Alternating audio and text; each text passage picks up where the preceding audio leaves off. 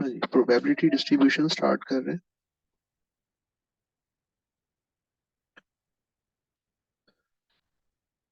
Probability distributions जो है ना बेटा, ये हमारे पास दो तरह की हैं। नंबर वन डिस्क्रीट और number two continuous.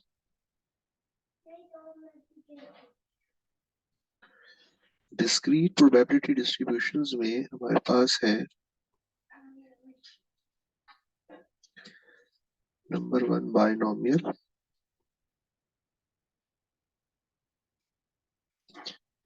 Poisson and number three hyper geometric.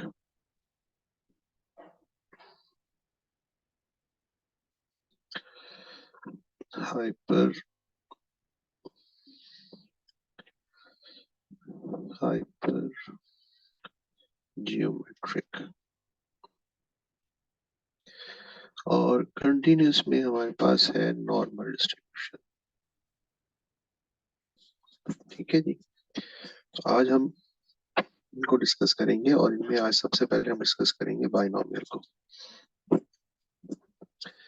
अच्छा बेटा, बाइनोमियल डिस्ट्रीब्यूशन अपने नाम से बता रही है कि ये एक ऐसी डिस्ट्रीब्यूशन है जिसमें आपके पास बाय मीन्स टू, दो आउटकम्स है। आउटकम्स कितने? दो। यानी वो रैंडम एक्सपेरिमेंट हम यहाँ कंसीडर करेंगे जिसमें आउटकम्स दो हैं। वालेकुम सलाम बेटा, अभी स्टार्ट ही किया मेरा बच्चा। आउटकम्स हैं दो, यानी for example tossing a coin. तो आउटकम कितने हुए? दो। कौन कौन से? हेड और tail. Throwing a die. Outcome कितने हुए? इवन या फिर ऑड, दो ही आउटकम हुए। Again throwing a die. Outcome कितने हुए? लेट्स से फाइव और नॉट फाइव, यानी फाइव आएगा या फाइव नहीं आएगा। आउटकम दो ही है। इसी तरह आप कोई आइटम सिलेक्ट करते हैं, सिलेक्ट एन आइटम, तो दो ही आउटकम है, या तो वो डिफेक्टिव होगा या फिर वो नॉट डिफेक्टिव होगा। ठीक हो गया बेटा? तो ये वो ऑप्शंस हैं जहां पर आपके पास दो ही आउटकम्स हैं। ठीक है, आप एग्जाम में अपीयर होंगे, अपीयर्ड इन एग्जाम, आपके पास दो ही आउटकम्स हैं ना, या तो आप पास होंगे या आप फेल होंगे। ठीक है, लॉटरी प्ले करेंगे तो या तो आप विन करेंगे या लूज करेंगे। प्ले लॉटरी, या आप विन करेंगे या फिर आप लूज करेंगे। तो ये वो ऑप्शंस हैं जहां पर आपके पास दो आउटकम्स हैं। ठीक है, बाइनोमियल में। Number one. नंबर टू बेटा, जिस इवेंट की प्रोबेबिलिटी आप कैलकुलेट करने में इंटरेस्टेड है उसको हम कहेंगे सक्सेस, और जो बाकी बचेगी उसको हम कहेंगे फेलियर। यानी मिसाल के तौर पर आपने कॉइन को टॉस किया और आप हेड की प्रोबेबिलिटी में इंटरेस्टेड है, तो फिर हेड क्या होगा? सक्सेस। और टेल क्या होगा? फेलियर। अगर ऐसा है तो लेट से आप डाई को थ्रो करते हैं, आप ऑड नंबर की प्रोबेबिलिटी में इंटरेस्टेड है, तो ये है सक्सेस, ये है फेलियर। लेट से आपने डाई को थ्रो किया, नंबर फाइव में इंटरेस्टेड है, तो ये है सक्सेस, ये है फेलियर। डिफेक्टिव की प्रोबेबिलिटी में इंटरेस्टेड है, तो ये है सक्सेस, ये है फेलियर।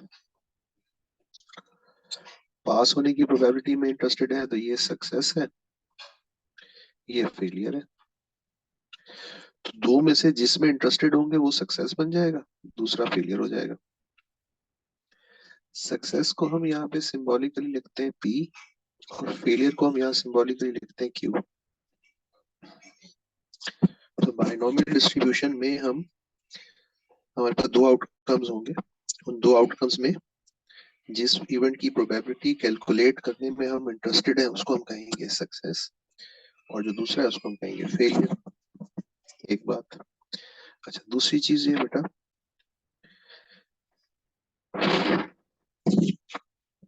ऑप्शंस क्या होंगे? इंडिपेंडेंट होंगे, या यूं कह लेंगे जो ट्रायल्स हैं या प्रोबेबिलिटी ऑफ सक्सेस जिसे हम कहते हैं, प्रोबेबिलिटी ऑफ सक्सेस जिसको हमने कहा था P, remains constant from one trial to another. इसका क्या मतलब है? इसका मतलब ये है कि अगर आप बात कर रहे हैं कॉइन की और आपका इंटरेस्ट है हेड में, तो हेड आपके लिए सक्सेस है। ठीक है, तो आपने कॉइन को एक दफा टॉस किया, दो दफा किया, तीन दफा किया या 10 दफा टॉस किया, हेड के आने के चांसेस 1/2 ही रहेंगे, हर दफा चेंज नहीं होंगे। पहली दफा में भी हेड के चांसेस 1/2, दूसरी दफा में भी वही, तीसरी दफा में भी वही। इसी तरह आपने अगर डाई को थ्रो किया है और आप फेलियर्स में इंटरेस्टेड है, यानी आप ऑड नंबर्स में इंटरेस्टेड है, तो इसकी प्रोबेबिलिटी 1/2 है। फर्स्ट टाइम में भी वही रहेगी, सेकंड टाइम में भी, थर्ड टाइम में भी। अगर आप 5 और नॉट 5 की बात कर रहे हैं तो 5 के चांसेस है 1/6, ये 5/6। ठीक है,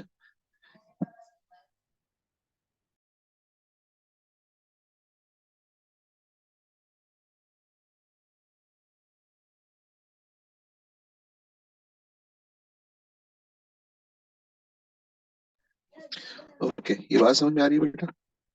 प्रोबेबिलिटी ऑफ सक्सेस जो है वो चेंज नहीं होगी। अच्छा, उसके बाद जो ट्रायल्स है ना, ट्रायल्स आर इंडिपेंडेंट।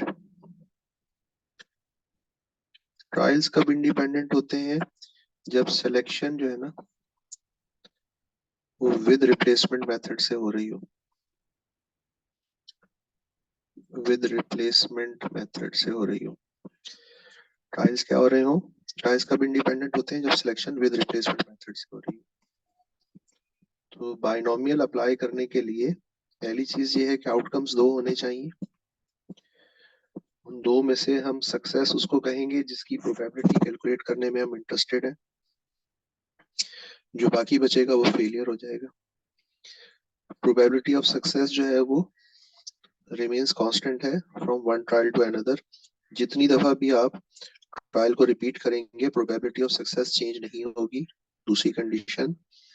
तीसरी चीज ये है कि ट्रायल्स को इंडिपेंडेंट होना चाहिए, यानी अगर सिलेक्शन कर रहे हैं तो विद रिप्लेसमेंट मेथड से करें। ठीक है, और इसमें जो ट्रायल्स हैं वो, जो सैंपल साइज है एन जो है ना, या ट्रायल्स, वो क्या है? फाइनाइट है। फाइनाइट मींस काउंटेबल है। ये बेटा इसकी जरूरत नहीं पड़ेगी, ये देखिए ये जो है ना, ये यहाँ पे सब कुछ लिखा हुआ है, ये देखिए, ये प्रोबेबिलिटी डिस्ट्रीब्यूशंस, बाइनोमियल डिस्ट्रीब्यूशन, ये लुक फॉर कंडीशंस, ये देखिए ये सब कुछ लिखा हुआ है। ये देखिए,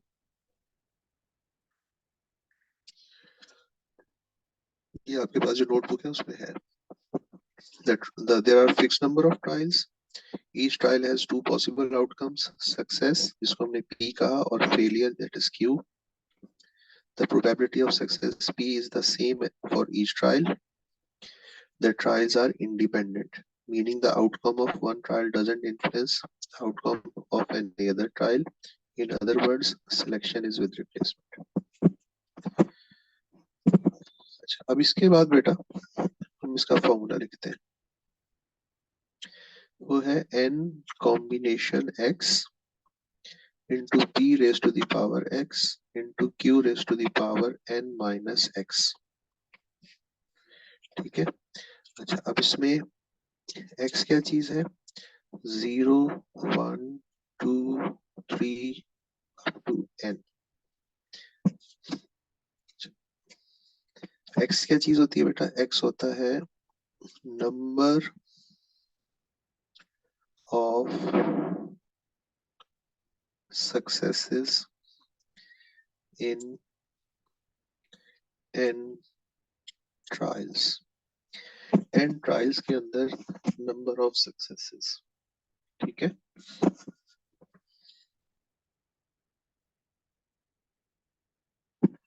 अच्छा, अब नंबर ऑफ सक्सेस को भी समझ लेते हैं क्या चीज है। x को समझना बड़ा इंपॉर्टेंट है। n का मतलब है नंबर ऑफ ट्रायल्स, यानी अगर आप कॉइन की बात कर रहे हैं तो कॉइन को कितनी दफा टॉस किया वो n है। डाई की बात कर रहे हैं तो डाई को कितनी दफा थ्रो किया है वो n है। अगर आप बात कर रहे हैं किसी आइटम को सिलेक्ट करने की तो कितने आइटम सिलेक्ट किए, 5, 6, 8, 10, वो n है। अगर आप एग्जाम में अपियर हो रहे हैं तो फिर कितने एग्जाम में अपियर हो रहे हैं या कितने स्टूडेंट्स अपियर हो रहे हैं। लॉटरी खेल रहे हैं तो ये आपका कितनी दफा लॉटरी पे खेली है आपने, n हो जाएगा। अच्छा, उसके बाद p क्या चीज है? प्रोबेबिलिटी ऑफ सक्सेस, यानी जिस चीज की प्रोबेबिलिटी कैलकुलेट करने में आप इंटरेस्टेड हैं वो p बन जाएगा। q क्या होगा? जो उसका रिमेनिंग पार्ट है। अच्छा, एक चीज आप याद रखें, क्योंकि दो ही आउटकम्स होते हैं ना, तो और टोटल प्रोबेबिलिटी 1 होती है, इसलिए p प्लस q क्या बनेगा? 1। तो अगर मुझे q निकालना हो तो वो 1 माइनस p से मिलेगा, और अगर p फाइंड आउट करना हो तो वो 1 माइनस q से मिलेगा। ठीक है?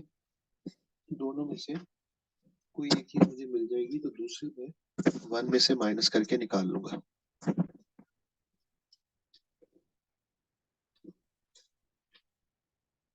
यहाँ क्लियर है हम सबको?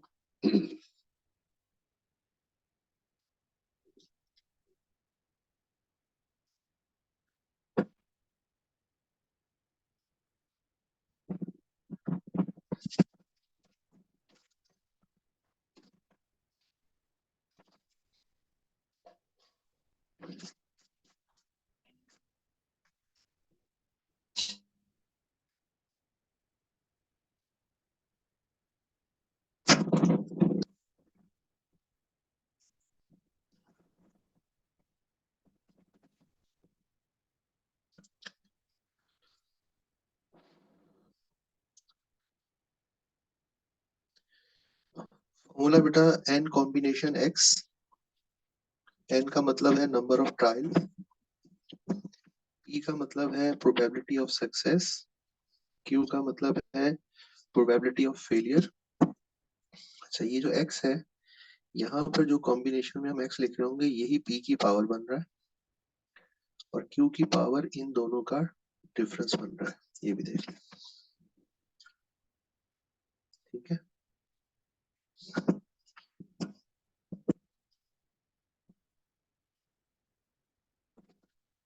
अच्छा, अब मैं आपको इसका प्रॉपर इक्वेशन करता हूँ और फिर उसको समझाता हूँ ये number of excess, number of successes क्या क्या बनती है। क्वेश्चन नंबर एक्सरसाइज पे जब आप आएंगे तो हम स्टार्ट करेंगे क्वेश्चन नंबर 2 से।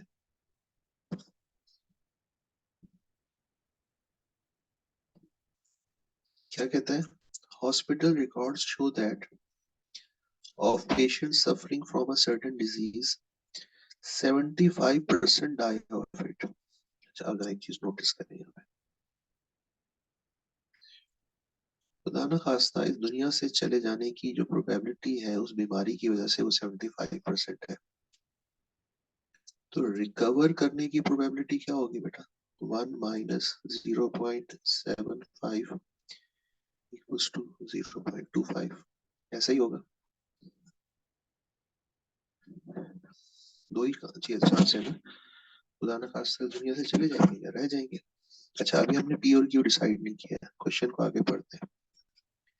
कहते हैं what is the probability that from 5 randomly selected patients, आपने कितने पेशेंट्स को सिलेक्ट किया? 5 पेशेंट्स को। फिर क्या पूछता है? 4 will recover। प्रोबेबिलिटी क्या पूछ रहा है? 4 will recover। इसकी वो प्रोबेबिलिटी हमसे पूछ रहा है। ठीक है, अच्छा, यानी हम किस में इंटरेस्टेड है? रिकवर होने वाले पेशेंट्स की प्रोबेबिलिटी में इंटरेस्टेड है। इसका मतलब है ये पी है और ये क्यू है। आपको समझ में आया कि मैंने पी और क्यू कैसे डिसाइड की? दो आउटकम थे, दो में से जिसके बारे में वो पूछ रहा है उसको पी बनाएंगे, दूसरे वाले को क्यू बनाएंगे। बोलो बेटा।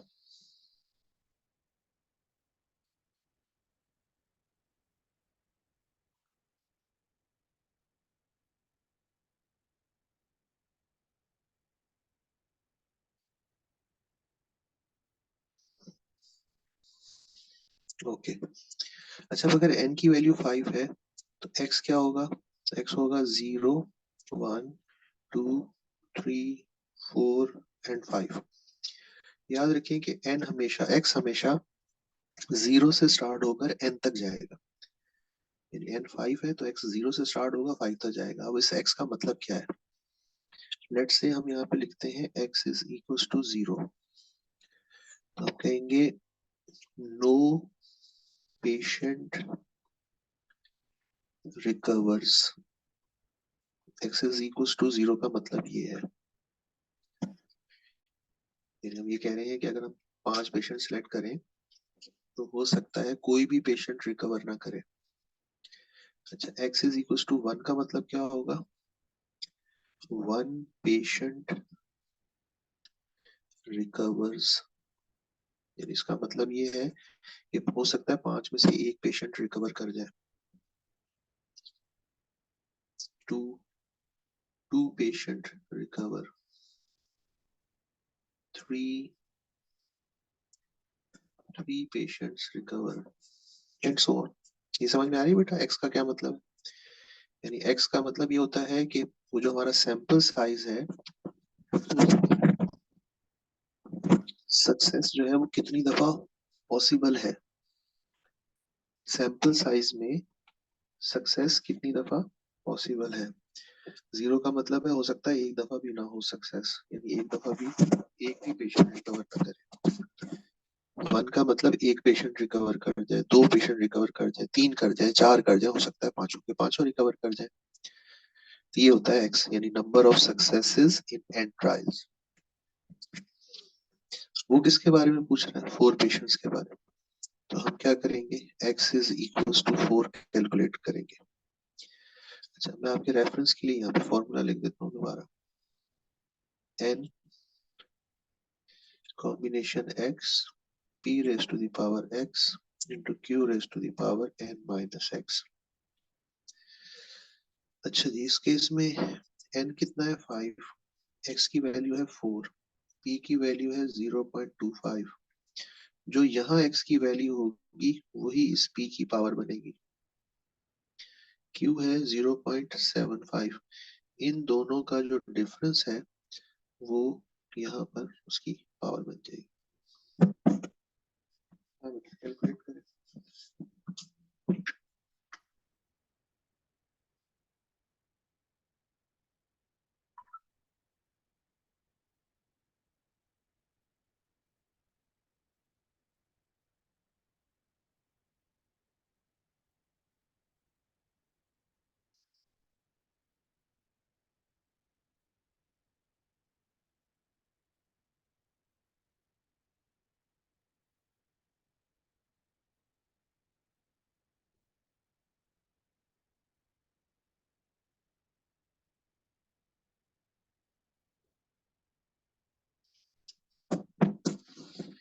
0.015, या ऑप्शंस अगर चेक करें तो चार्ली बन रही है, चेक करें।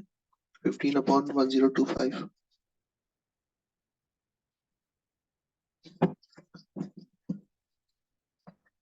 ओके, आपको समझ में आया हमने फॉर्मूला कैसे अप्लाई किया?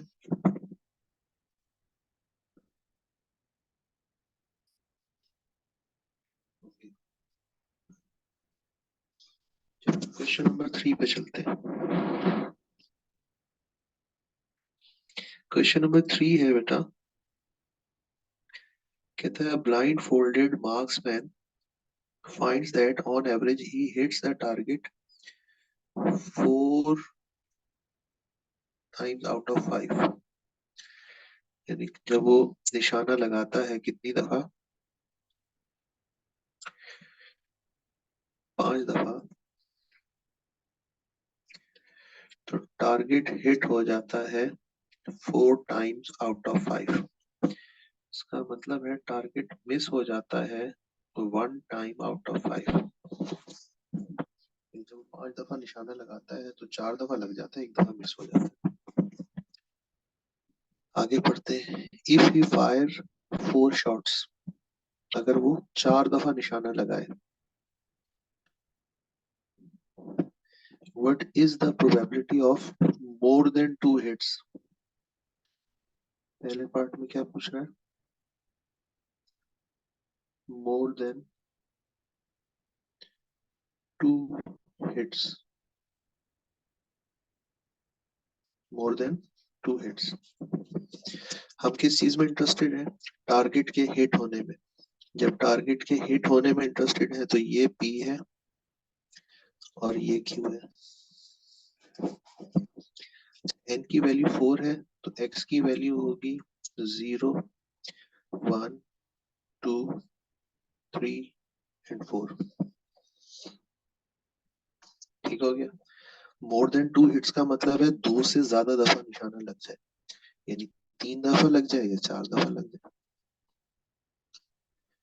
ठीक है, तो इसको हम यूं लिख सकते हैं, x is greater than 2 equals to x is equals to 3 plus x is equals to 4।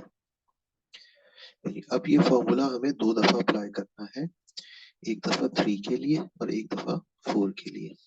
जब हम 3 के लिए अप्लाई कर रहे हैं तो n की वैल्यू है 4, कॉम्बिनेशन 3, p हमने क्या बनाया था, 4/5 raise to the power 3, 1/5 raise to the power 4 minus 3, 4 combination 4, 4/5 raise to the power 4 and 1/5 raised to the power 4 minus 4। जी बेटा।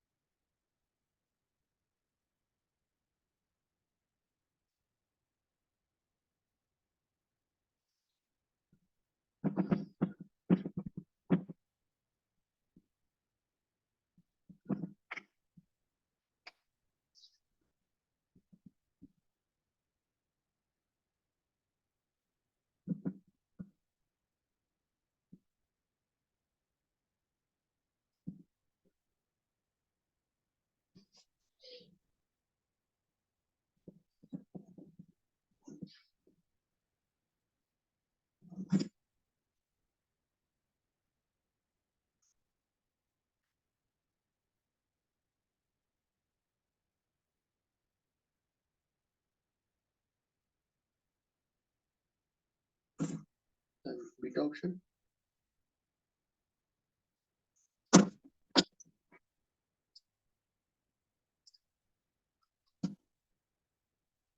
अच्छा बेटा कोई प्रॉब्लम।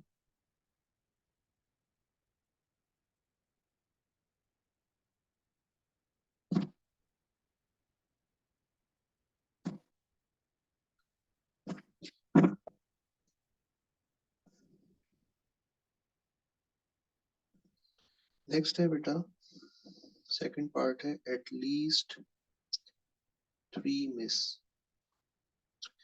यानी जब वो 5 दफा निशाना लगाए, नहीं 4 दफा निशाना लगाए तो एटलीस्ट 3 टाइम्स उसका निशाना मिस हो जाए, कम से कम 3 दफा।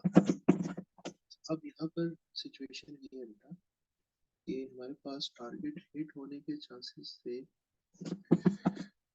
4/5 और टारगेट मिस होने के चांसेस थे 1/5। सेकेंड पार्ट में हम टारगेट मिस होने में इंटरेस्टेड हैं, इसलिए ये P है और ये Q है। बाकी क्वेश्चन में कोई चेंज नहीं आया। n वही 4 है और x की वैल्यू है 0, 1, 2, 3 एंड 4। एटलीस्ट 3 इसका मतलब है 3 और ग्रेटर देन 3, यानी हम ये फॉर्मूला अगेन, एटलीस्ट 3 का मतलब है ग्रेटर देन और equal to 3, x is equals to 3 plus x is equals to 4।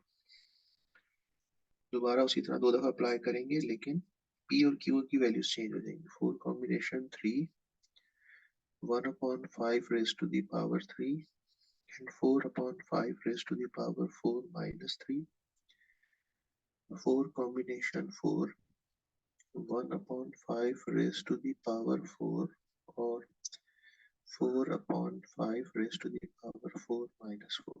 जी बेटा।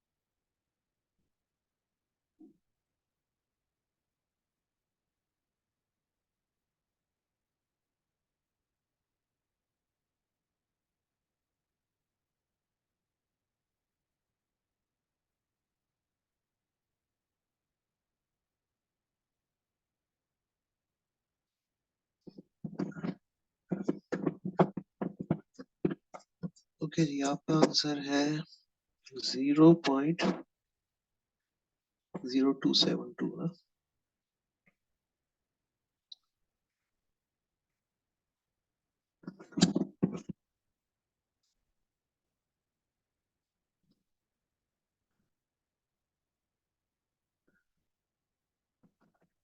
बेटा कोई प्रॉब्लम, कोई मुश्किल?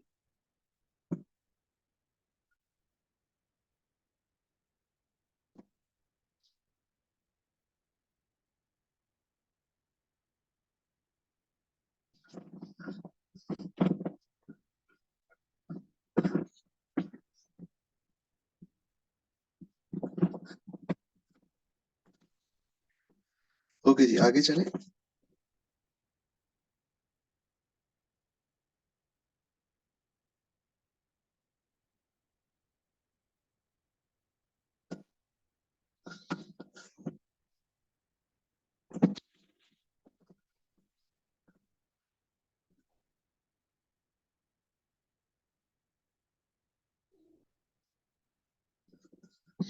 ओके, क्वेश्चन नंबर 4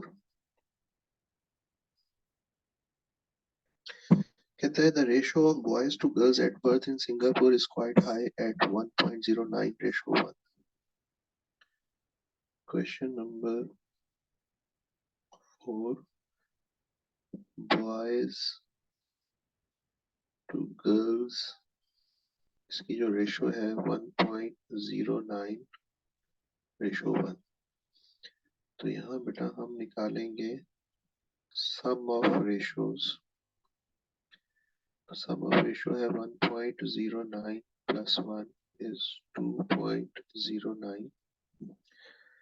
उसके बाद बॉयज की प्रोबेबिलिटी है 1.09 डिवाइडेड बाय 2.09। बोलो बेटा।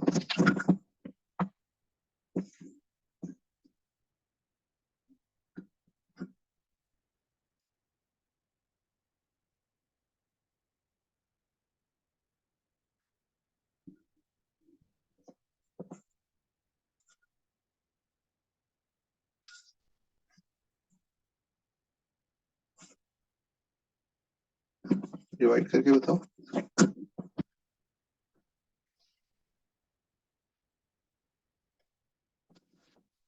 बेटा। ये बन जाएगा 0.5215 है ना, इसलिए मैं 522 लिख रहा हूँ। अच्छा, गर्ल्स की प्रोबेबिलिटी मिल जाएगी 1 डिवाइडेड बाय 2.09, या फिर हमें मिल जाएगी 1 - 0.522 इज 0.478।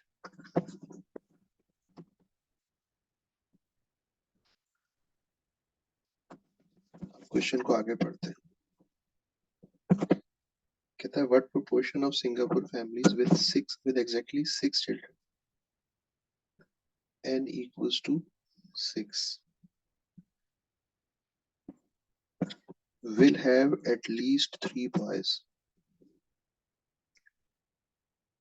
at least 3 boys। ठीक है।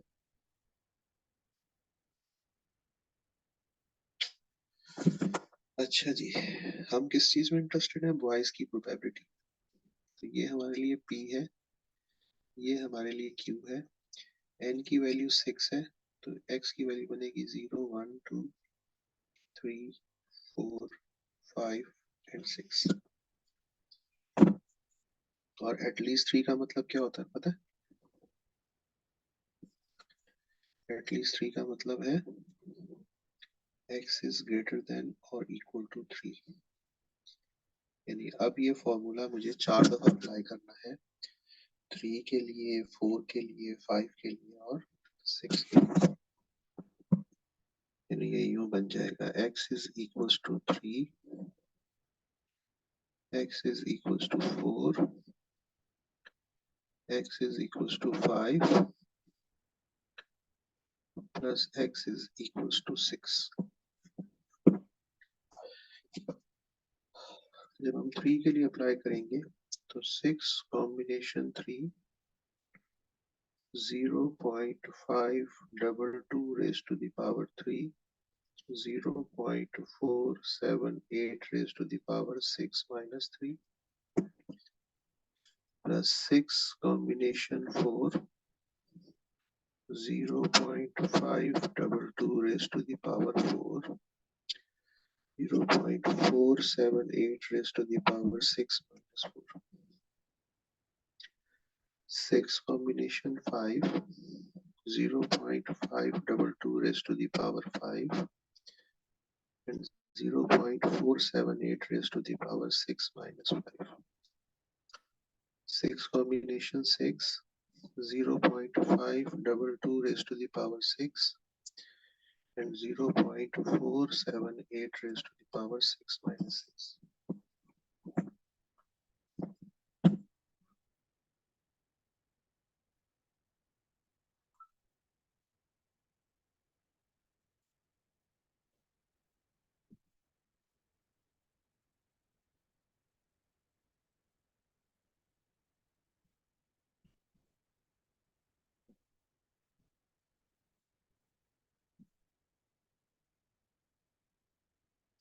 हाँ जी, कैलकुलेट करके बताएंगे क्या आंसर आ रहा है।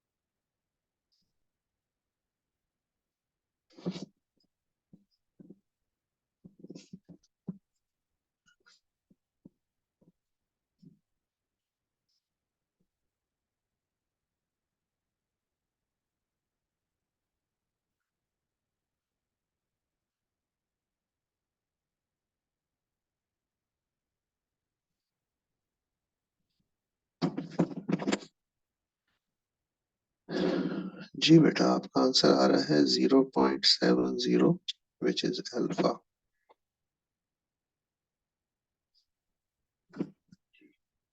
सबका ही आंसर आ रहा है।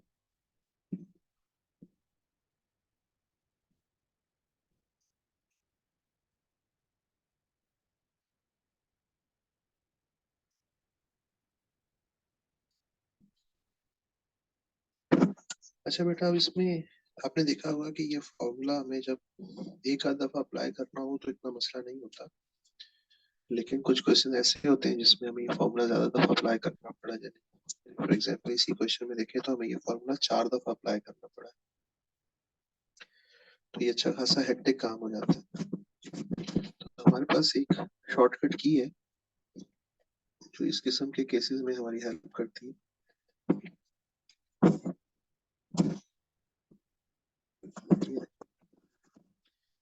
ये कैलकुलेटर आ गया सबके सामने।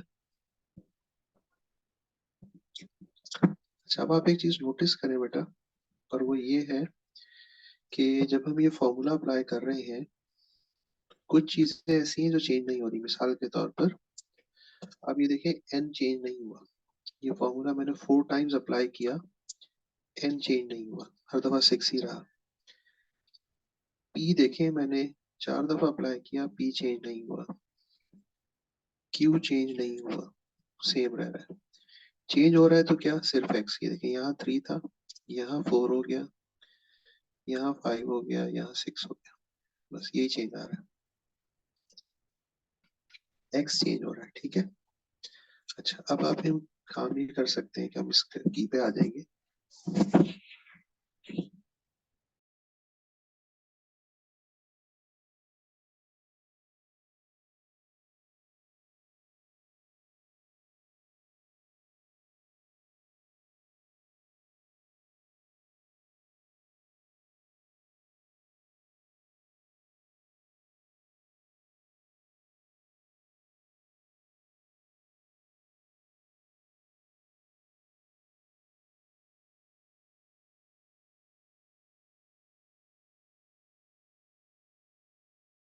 अच्छा, अब हम ये काम कर सकते हैं बेटा, ये देखें इस कैलकुलेटर पे आपको ये की जो है घूमती हुई नजर आ रही है, ये सॉरी कर्सर घूमता हुआ नजर आ रहा है।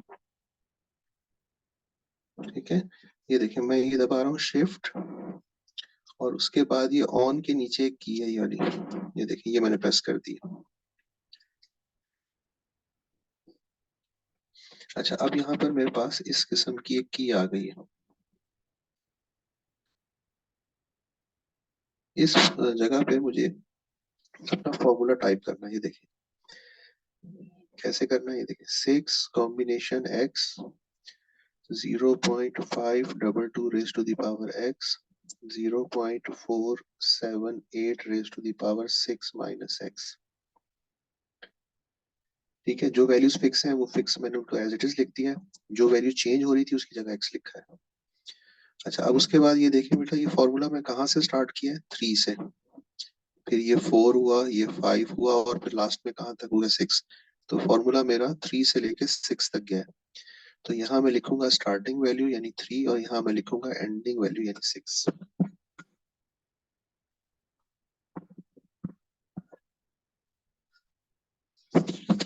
ठीक हो गया। अच्छा, अब ये कैलकुलेटर पे कैसे टाइप करना है जरा देखिए।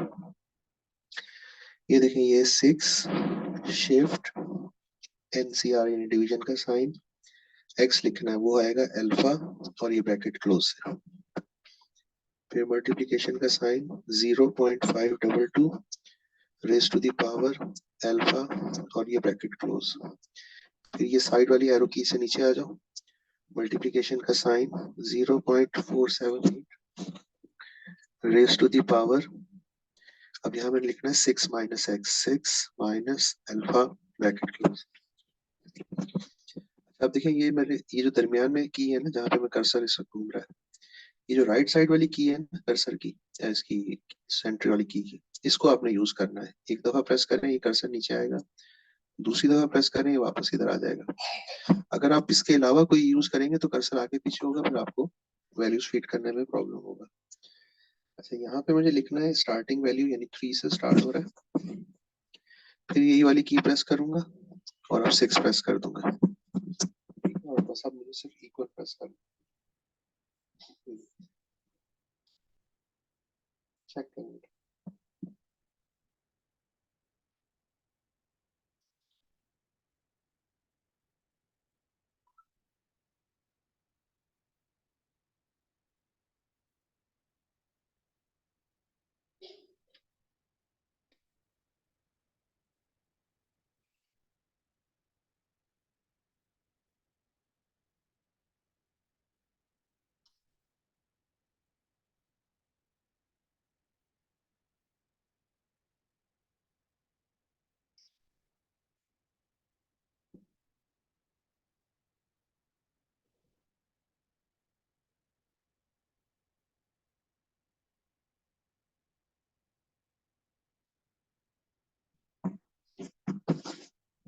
हाँ जी, डन।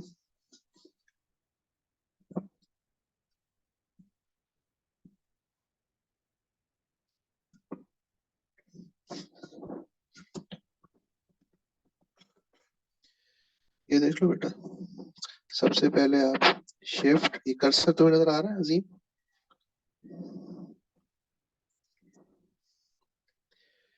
शिफ्ट और लॉग, एन के नीचे जो बटन है, ऑन के नीचे। अब यहाँ पे आपने ये वाला फॉर्मूला टाइप करना है, ये वाला। इस फॉर्मूले को टाइप करते हुए आपने ख्याल ये रखना है कि जो चीजें फिक्स है उनको चेंज नहीं करना। जैसे एन की वैल्यू फिक्स है, तो 6 शिफ्ट डिवीजन का sign alpha bracket close, multiplication 0.522 power alpha x, फिर 0.478 raise to the power 6 minus alpha x. यहाँ पे आ जाए, यहाँ पे 3 यानी स्टार्टिंग वैल्यू और यहाँ पे एंडिंग वैल्यू, और फिर इक्वल प्लस।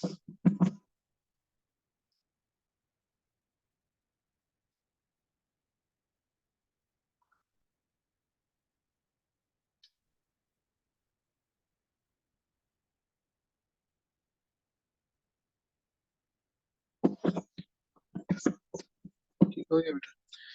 अच्छा जी, अब उसके बाद है बेटा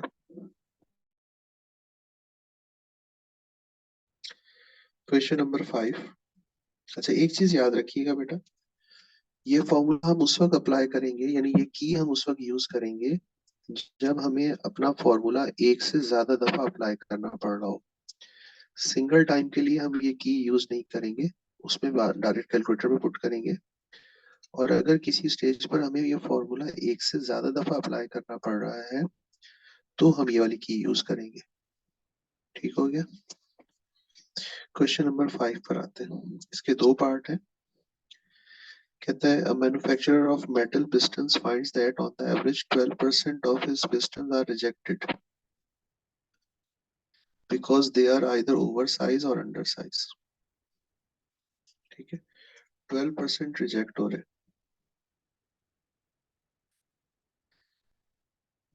रिजेक्ट हो रहे हैं 12%, यानी 0.12। तो एक्सेप्ट हो रहे होंगे 0.88। ऐसा ही है, अभी हमने पी और क्यू डिसाइड नहीं किया।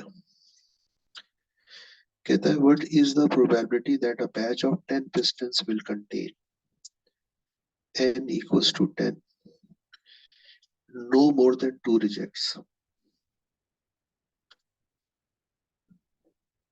no more than 2 rejects।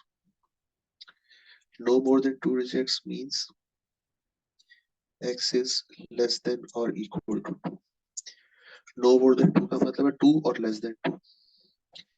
तो x की वैल्यू क्या होगी? 0, 1, 2, 3, 4 up to 10।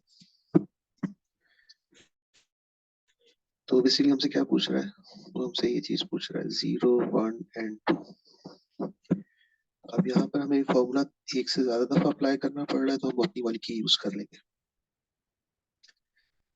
अच्छा जी, अब इसमें चीजें फिक्स कौन सी है? एन फिक्स है, क्योंकि रिजेक्ट्स की बात कर रहा है, इसलिए ये पी है और ये क्यू है। तो 10 combination x 0.12 raised to the power x 0.88 raised to the power 10 minus x.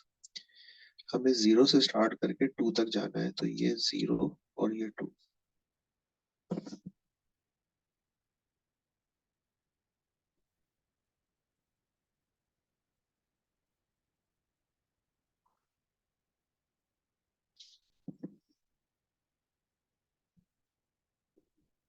जी बेटा.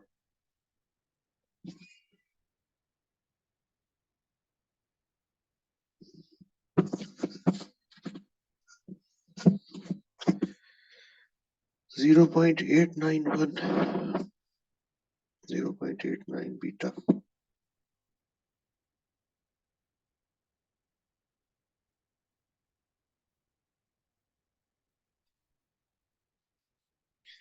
हाँ जी, क्लियर है बेटा सबको?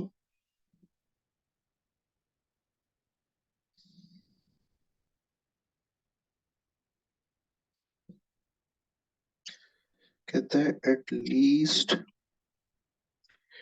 To rejects.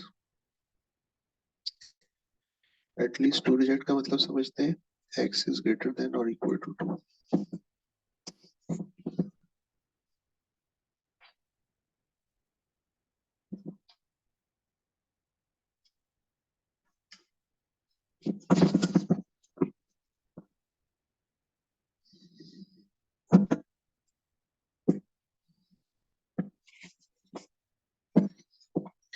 At least two rejects greater than और इक्वल टू 2. अब वो हमसे ये पूछ रहा है, 2 और ग्रेटर देन 2 मीन्स 2 से लेकर 10 तक. ठीक है. अगेन हम ये की यूज करेंगे, 10 combination x 0.12 raised to the power x 0.88 raised to the power 10 minus x. यहाँ पे जीरो, सॉरी यहाँ पे 2 और यहाँ पे 10.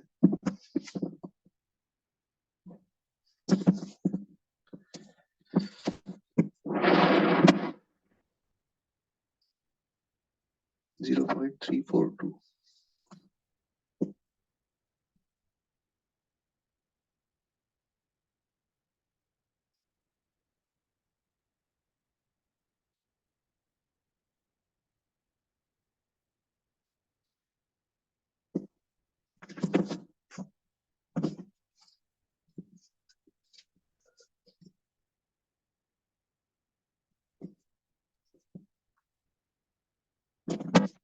हाँ बेटा, कोई प्रॉब्लम?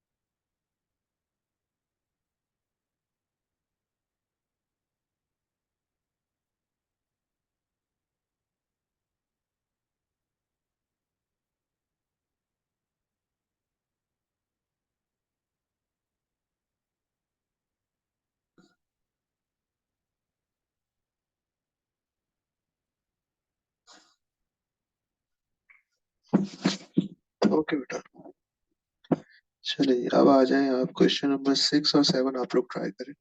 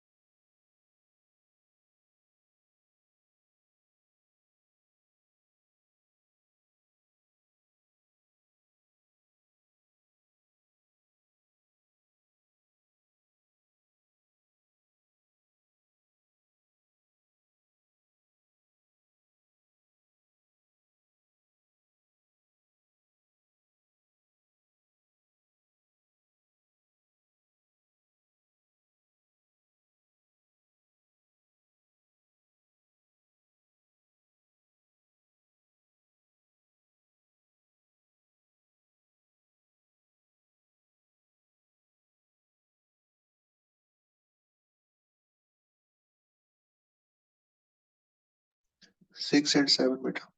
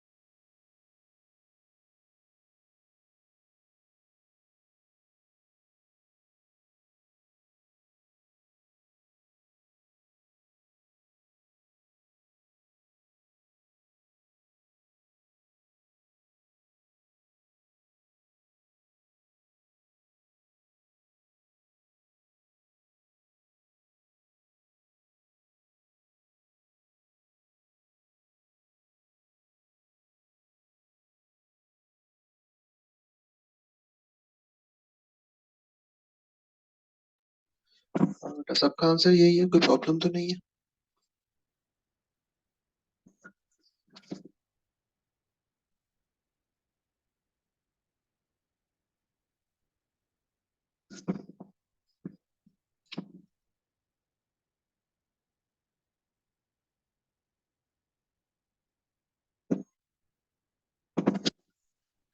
खान किसका आंसर डी बता रहे हो आप?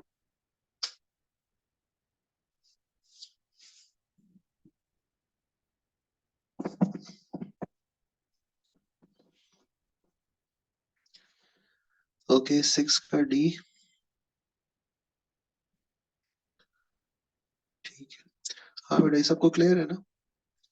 इसमें कोई इशू तो नहीं है किसी को? अब बेटा इसके बाद बाइनोमियल डिस्ट्रीब्यूशन की कुछ प्रॉपर्टीज है।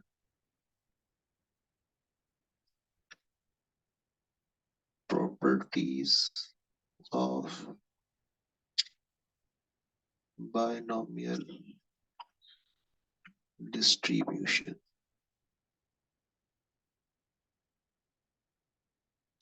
ठीक है, नंबर 1,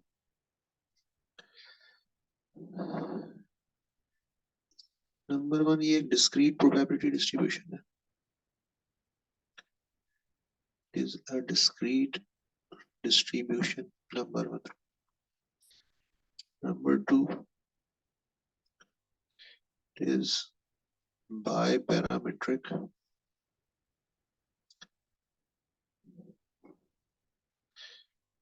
distribution. Biparametric means के दो पैरामीटर्स हैं. कौन कौन से? एक पैरामीटर है इसका n और दूसरा पैरामीटर है p. ठीक है, ये दो पैरामीटर्स हैं. बाइनोमियल डिस्ट्रीब्यूशन के पैरामीटर्स कौन कौन से हैं? n और p. इसको सिंबॉलिकली हम यूं लिखते हैं, x is binomially distributed with parameters n and p.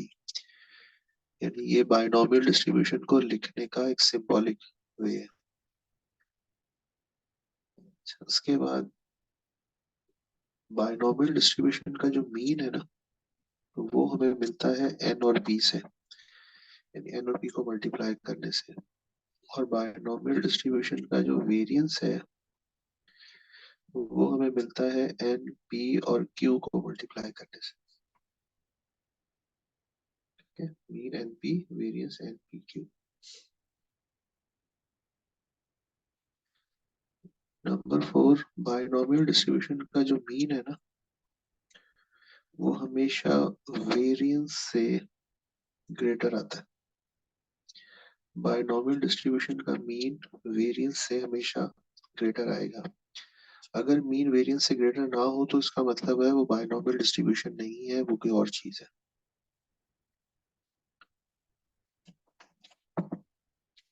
ठीक हो गया बेटा? अच्छा, अब ये प्रॉपर्टीज पढ़ लेने के बाद हम स्टार्ट कर रहे हैं क्वेश्चन नंबर 8. क्वेश्चन नंबर 8 में वो कहता है कि जी compute the mean and variance of the binomial distribution when n equals to 10 and p equals to 0.6. Binomial distribution का मीन होता है n और p, यानी 10 मल्टीप्लाइड बाय 0.6 और वेरिएंस होता है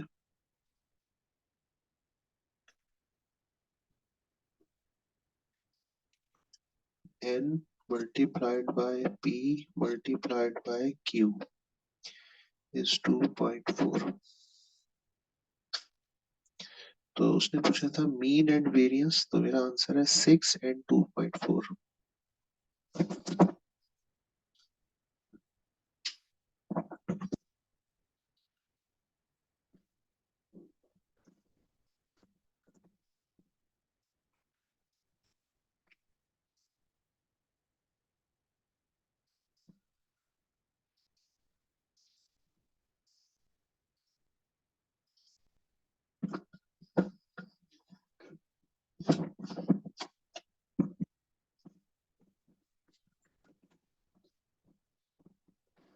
हाँ जी, क्लियर हुआ बेटा?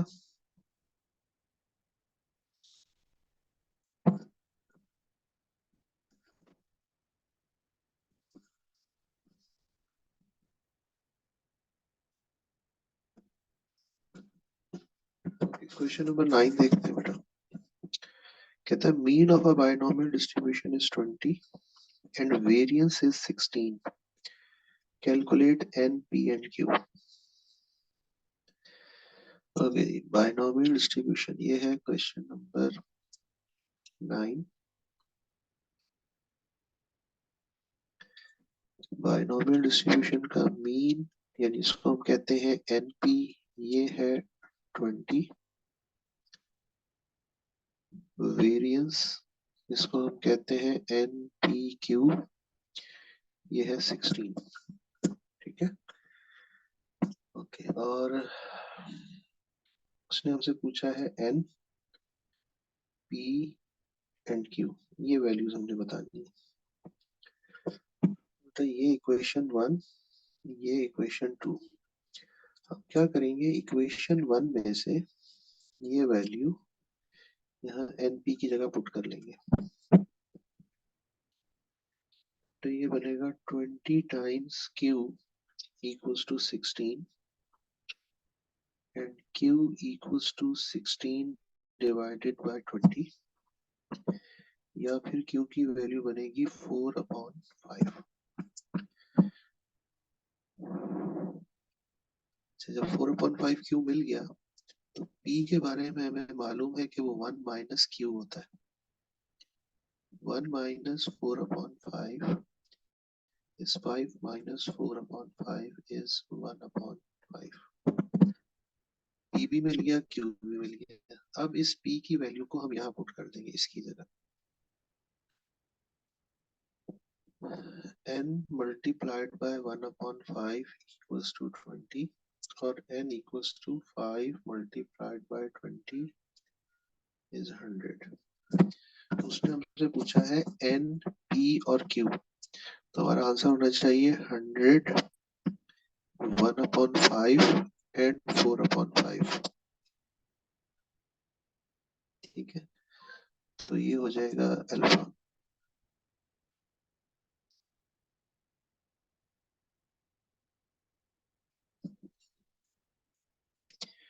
डायरेक्ट मतलब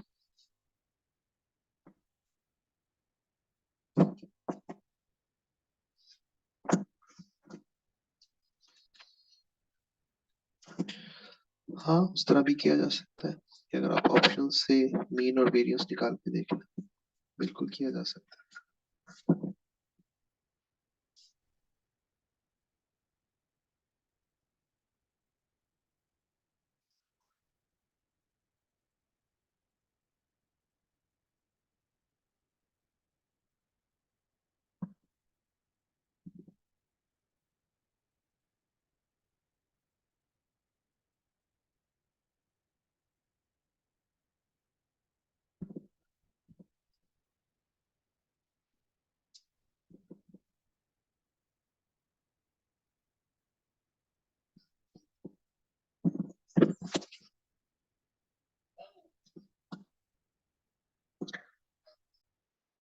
ओके जी।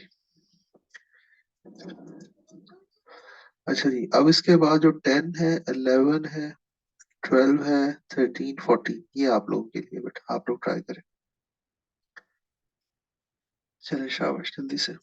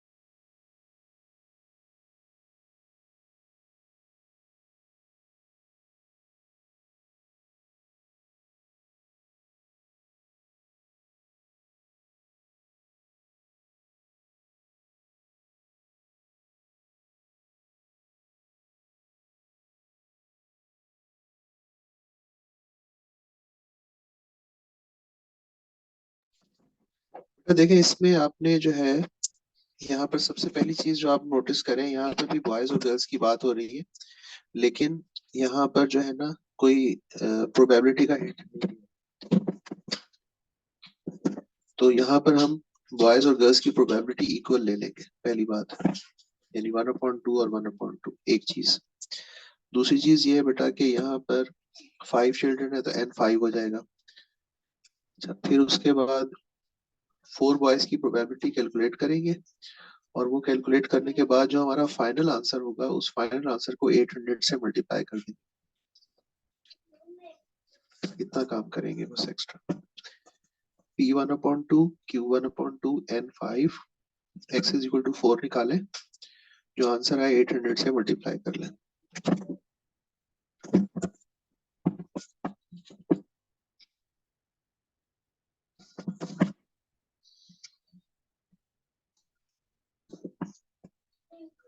3/5 कहाँ लिखा हुआ बेटा?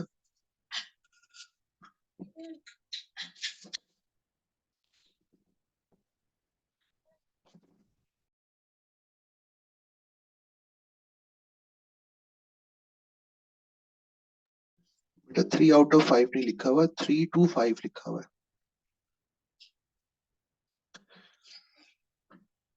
इसमें आपने ये करना है, 3 के लिए, 4 के लिए और 5 के लिए, ये कैलकुलेट करके ऐड कर देना है बस।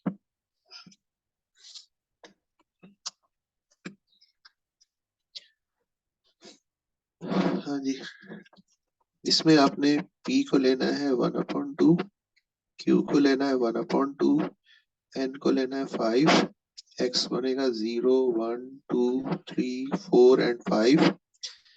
x = 4 कैलकुलेट करें, जो आंसर आए मल्टीप्लाइड बाय 800 कर दें।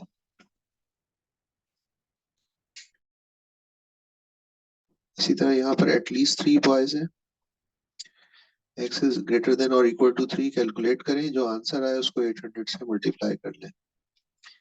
एट मोस्ट 1 बॉय का मतलब होता है x << 1, जिसको कैलकुलेट करें मल्टीप्लाइड बाय 800 कर दें।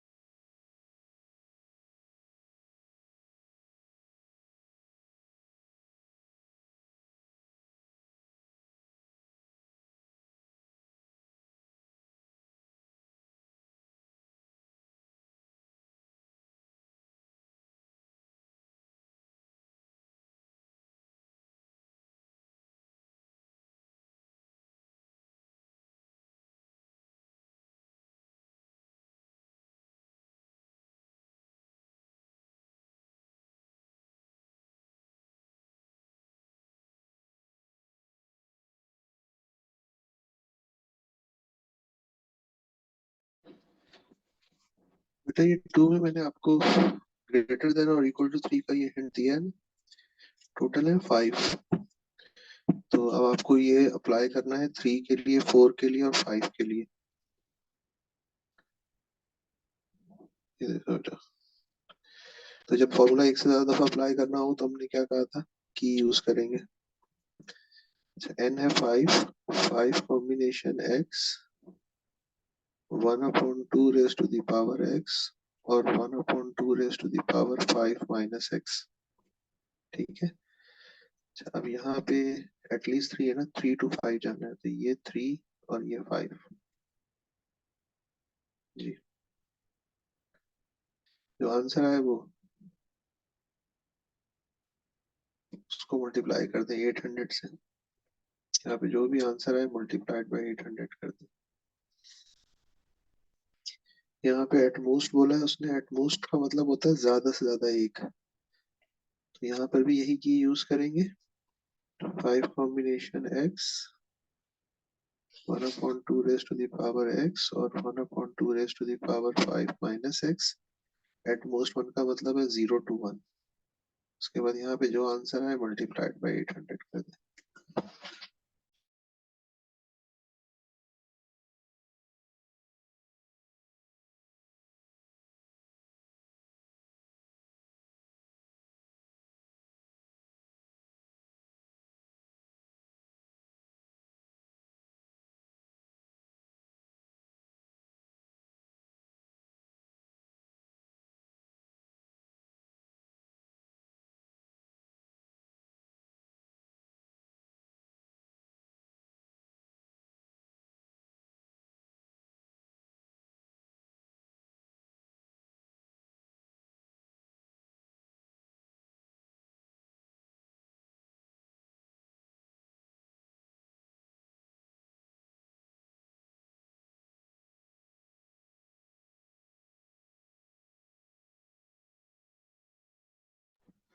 हाँ जी, कोई प्रॉब्लम बेटा?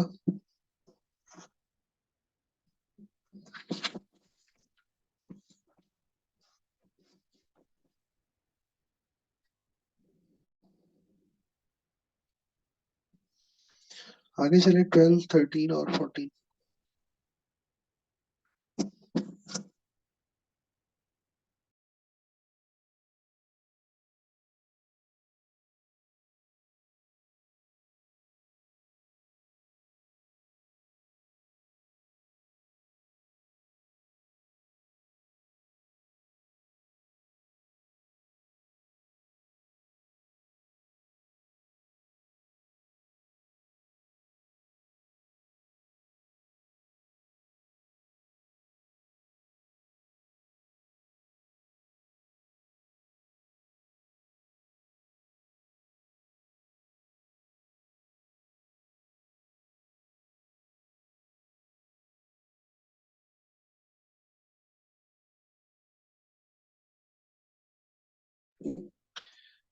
12 में हाँ जी बिल्कुल आपका आंसर नो बनेगा। उसकी वजह ये है कि हमें स्टैंडर्ड डिवीजन नहीं, वेरिएंस रिक्वायर्ड होता है। वेरिएंस जो है स्टैंडर्ड डिवीजन का स्क्वायर होता है, तो वेरिएंस यहाँ पे बनेगा 16। क्योंकि मीन 5 जो है वो 16 से लेस है, इसलिए ये बायनॉमियल डिस्ट्रीब्यूशन नहीं होगी।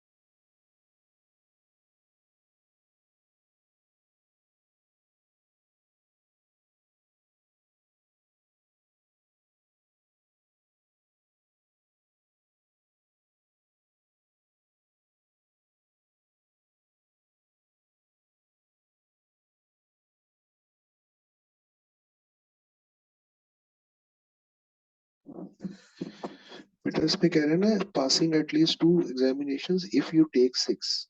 इफ यू टेक 6 मींस 6 दफा आप अगर अटेम्प्ट करें तो दो, कम से कम 2 दफा जरूर पास हो जाए। तो n इक्वल्स टू 6 हो जाएगा पार्ट 1 में, और दूसरे में हो जाएगा 4।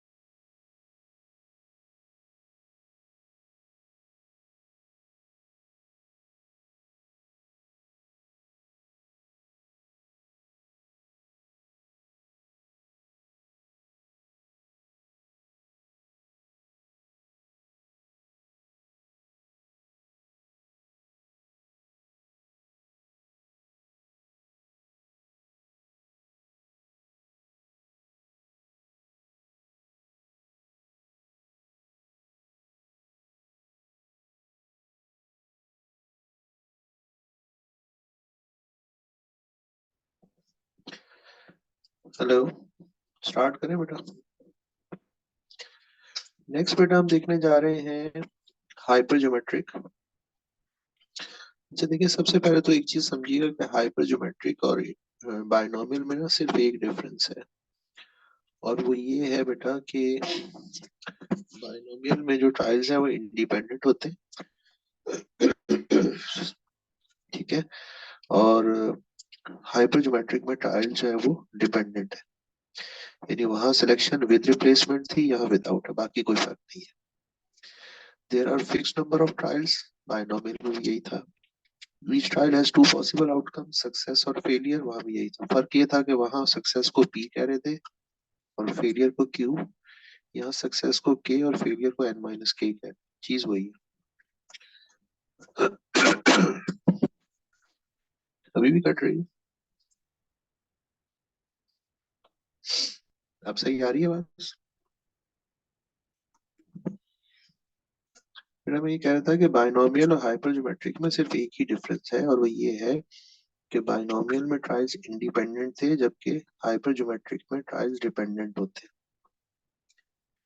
ठीक है।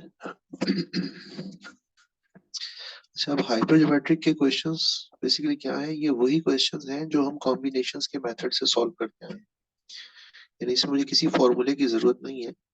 बेसिकली ये वही चीज है। कैसे, जरा देखिए, यहाँ लिखा हुआ है deck of cards contain 20 cards, total 20 है, 6 रेड 14 ब्लैक, रेड है 6, ब्लैक है 14। कहते हैं 5 cards are drawn randomly. 5 cards are drawn randomly का में हम सैंपल स्पेस कैसे बनाते थे, total combination selected without replacement है। विदाउट रिप्लेसमेंट का मतलब ट्रायल्स डिपेंडेंट हो, ठीक है। कहते हैं what is the probability that exactly 4 red cards are drawn. आपने टोटल 5 सिलेक्ट किए, जिसमें से 4 जो है वो रेड आते हैं, तो 6 combination 4 into 14 combination 1 divided by 20 combination 5। हाँ बेटा, कैलकुलेट करें, आंसर बताएं।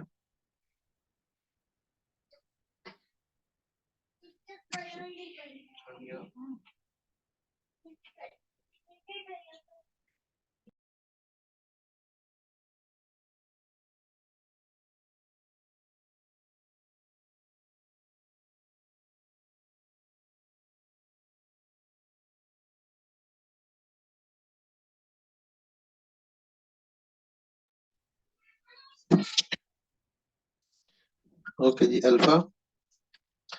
अच्छा, इसी तरह क्वेश्चन 2 है। देखिए, small voting district has 101 female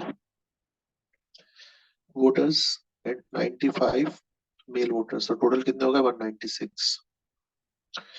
A random sample of 10 voters is drawn, तो 196 combination 10, ये हो गया sample space। So what is the probability that exactly 7 of the voters will be female? Exactly 7 female चाहिए ना, तो बेटा क्या बनेगा, 95 कॉम्बिनेशन 6, सॉरी 7, 95 कॉम्बिनेशन 7 और 1, सॉरी मैंने उल्टा लिख लिया,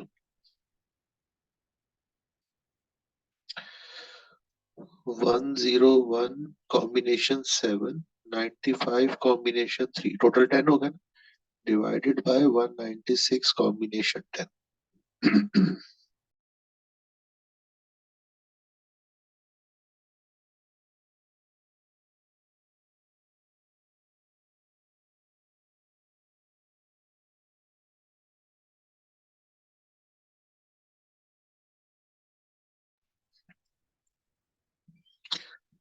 तो 0.130 is alpha।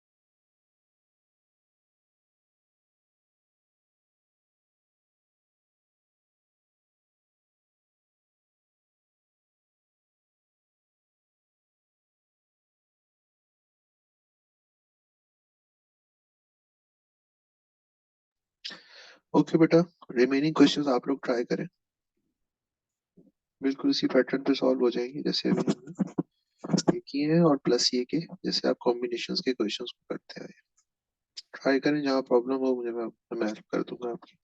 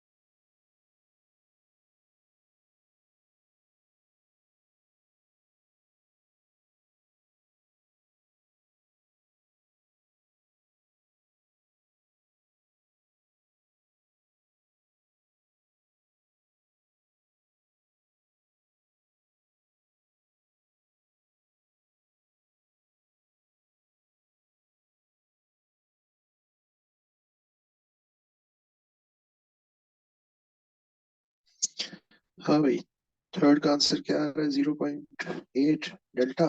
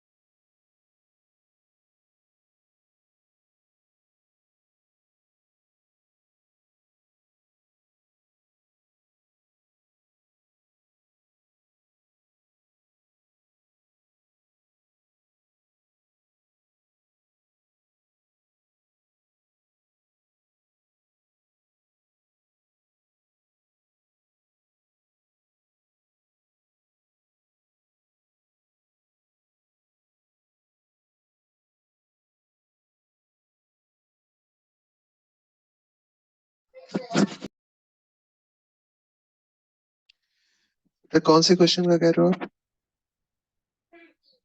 अजीम? थर्ड का या फोर्थ का, किसकी बात कर रहे हो?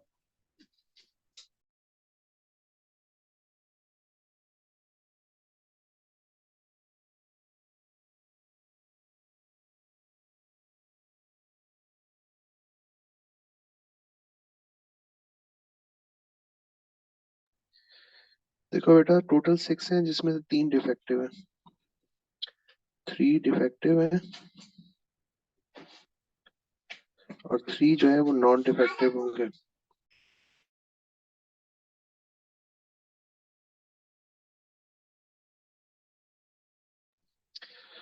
तो उसने कहा है कि if two bulbs are picked randomly, find the probability that at least one is defective।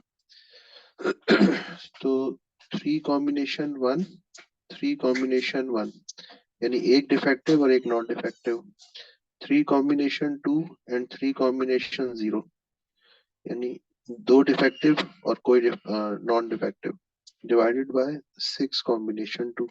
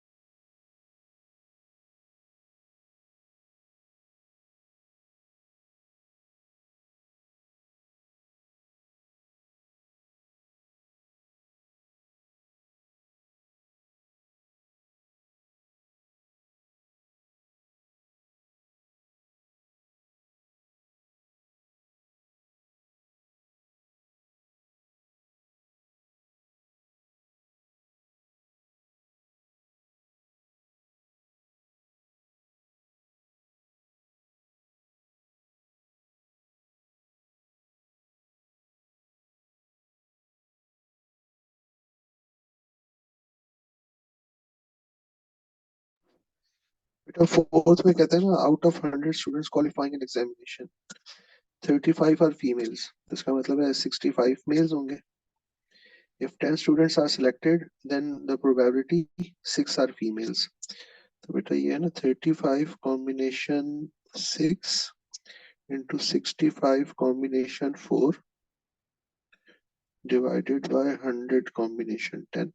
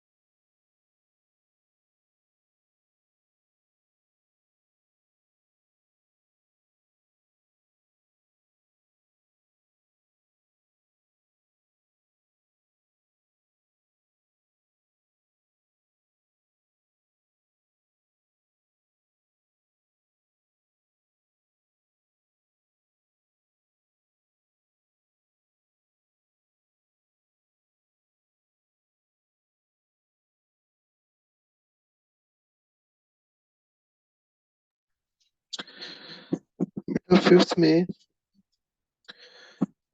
$100 bill का मतलब यूं समझ लें कि ₹100 वाला नोट, और $1 बिल मीन्स ₹1 वाला नोट। तो 100 वाले उनके पास 3 है और $1 वाले 5 नोट है, टोटल 8 हो गए। If 4 bills are randomly chosen, divide by combination 4, और उसके बाद कहता है 200, जो 4 नोट आप सेलेक्ट करें उसमें से 2 कौन से आ जाए, 100 वाले। 100 वाले थे कितने, 3, तो 3 कॉम्बिनेशन 2, और बाकी 2 जो है वो 5 में से आ जाए, 5 कॉम्बिनेशन 2।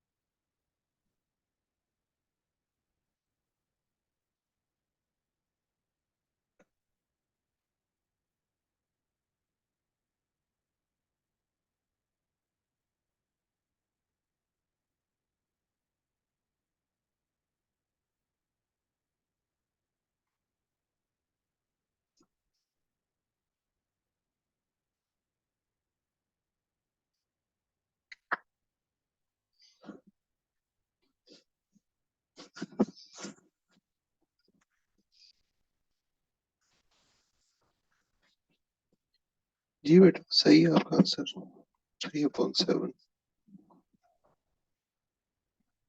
3/7 या 5, हाँ सही है, 3/7।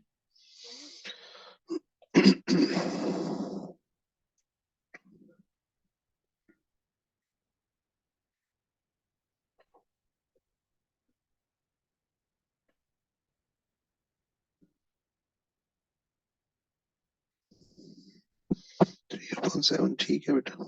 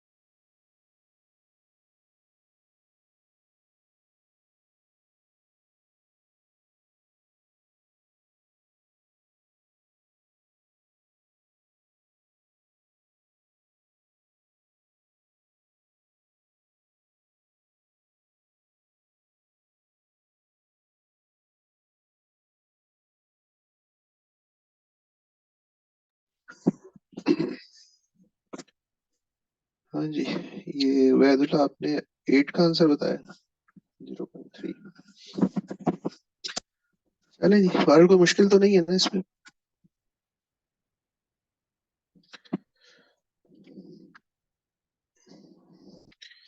चलो नेक्स्ट क्लास में हम इससे आगे चलेंगे, आज के लिए इतना काफी है। चलिए अपना बहुत ख्याल रखिएगा, अल्लाह हाफिज।